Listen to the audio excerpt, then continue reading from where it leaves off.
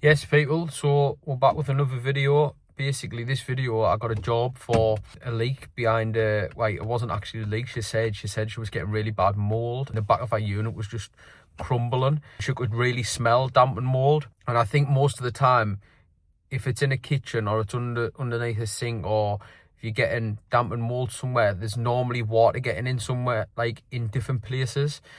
That's what I've experienced as a plumber anyway. It could be different. You could be getting damp and mould off other things in a property, like brickwork, etc.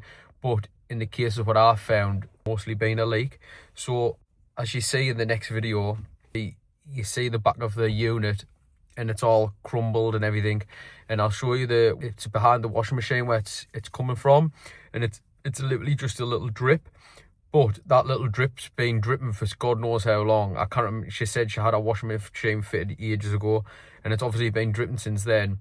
And obviously, with it being behind your washing machine, you're never going to find the leak until you start to see it making damage. So like I say, we'll jump into the video and you'll see.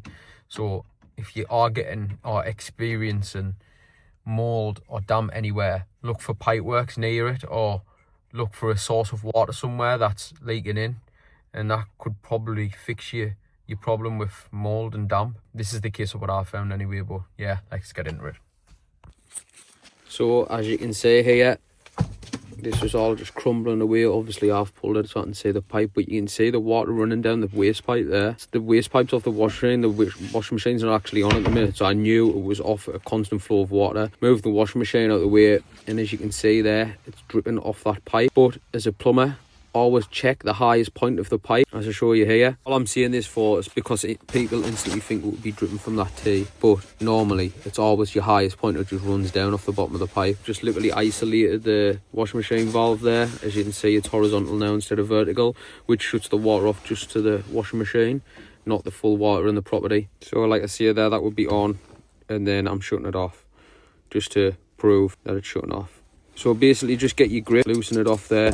Sometimes these are hand tight, but it's handy to just have some grips on you, so you can just loosen it off and it makes things much easier. You can use some long nose pliers as well, just anything that grips onto something really. Pull it off. Sometimes it's leaking from the valve, but you'll know as soon as you shut that water off and dry it off, if it stopped leaking, it's your hose. And you'll notice here, sometimes the plastic nuts crack, because obviously it's plastic, it always cracks. Sometimes the plastic nut can crack, but most of the time it's the rubber washer, what I'm showing you. It's literally, it either just gets frayed, or it's just like when it's been in for ages, or the washing machine's been fit and somebody hasn't tightened it up properly. That's all it can be. So I was getting a new one out of the van there, and then just put it on. Just make sure when you're putting it on, pull the nut back, make sure it's flat on the surface, because if it's not, you're just going to put it back on and it'll just leak again.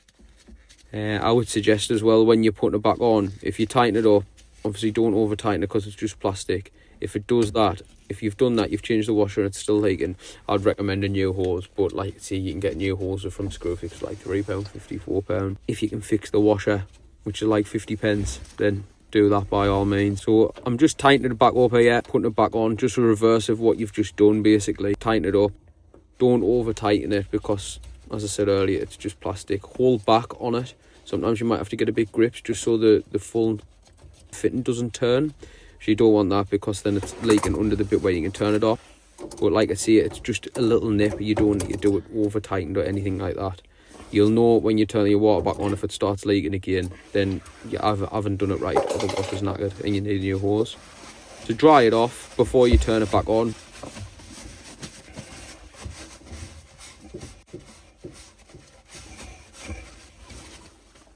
As you can see, I'm just checking with me other grips here, just getting a little hold on the fitting, and then I'm going to get me adjustable and tighten that up there, just in case it's spun a little bit.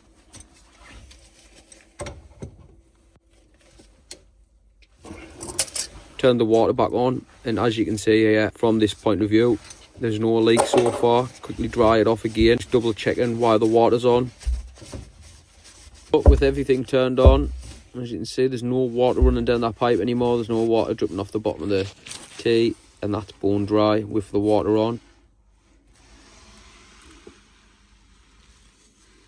And on this video, that's where the water was running down before. Like, look how damp that wall is. So back to that, you can see how damp the wall is just off that tiny little drip. Like, you can see it's a tiny little drip, and you might think, I've seen even less of a drip than that and cause the same amount of damage. But like you see, it's just a constant drip all the time, and if that's been going on for 6 months, like, God knows how much damage it's done. So yeah, just check, even going around just checking your fittings on your plumbing, just literally run your hand on it. If it's wet, dry it off and then feel it again, because it could be, sometimes it's condensation, you can't help that. But you'll know if you dry it off and then you're running your blue roll across it, or you're running your bonnet, and then you feel it in 5 minutes time and it's wet, ring a plumber or look on my videos to see if you can find anything what it could be dripping off, and then I might be able to help you out. But until the next one, thank you very much.